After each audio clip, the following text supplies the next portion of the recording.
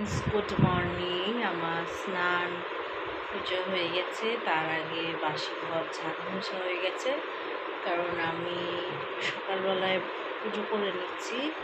আমার ছেলের এক্সাম, আজকে ওর লাস্ট এক্সাম, তো এখন ফ্রেশ হতে গেছে, তারপর ওকে রেডি করিয়ে ও স্কুল চলে যাবে, তারপর আমি আমার লাঞ্চ রেডি করব। যে এখন আমি আমার ছেলের স্কুলে একটু এসেছি, ওর স্কুলে কাজ আছে।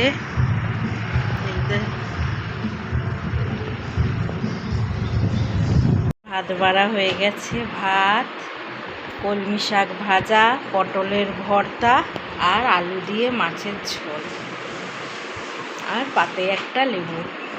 Dinner ready. আর আজকে ডিনারে চিকেন চাউমিন। আর এই যে রিয়ান, ও এখন ডিনার করছে। এই যে আমার মা। হাই ফ্রেন্ডস, আমাদের ডিনার হয়ে গেছে, এখন শুতে যাচ্ছি।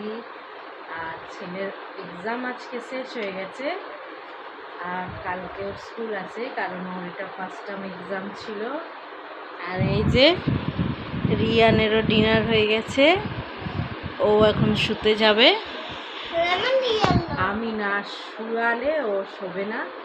আমার ভিডিও ভালো লেগে থাকলে তোমরা দেখো। Bye, good night.